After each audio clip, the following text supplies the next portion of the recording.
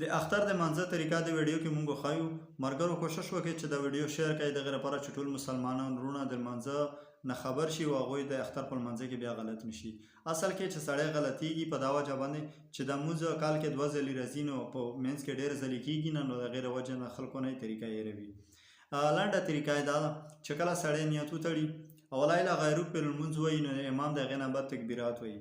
کوم 3 تکبیرونه چې دی امام به هغه وایي او لاسونه به په هغې کې لاندې نیسئ، او چې کله 3 تکبیرونه پوره شي نو د هغې نه بعد به لاسونه نیغ ونیسئ. امام به سورت فتحه ووایي، سورت به ووایي، رکوع به وکړي، سجدې به وکړي د خپل عام عادت په مطابق باندې لکه څنګه یې مونږ لمونځونه کې کوو. د هغې نه بعد به دویم رکعت له ودرېږي. دویم رکعت چې څنګه ودرېږي، امام به سورت فتحه ووایي، دا شونتې سورت به ورسره یوځای کړي، او د هغې نه بعد به 3 تکبیره ووایي.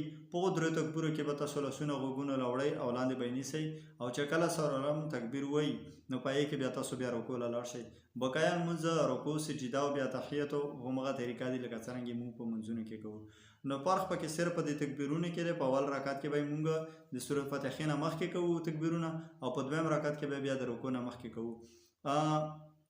ډېر خلک داسې وي چې په مانځه پسې غلط شي، اختر له مبارکۍ یو بل له ورکوي. نو په هغې کې ګوره دا خبره یاده ساتئ چې په وړوکي اختر کې یا په ستر اختر کې لمونځ اول کېږي او خطبه د هغې نه بعد ویلی شي، او د جمعې په منځه کې خطبه اول ویلی شي او لمونځ د هغې نه بعد کېږي.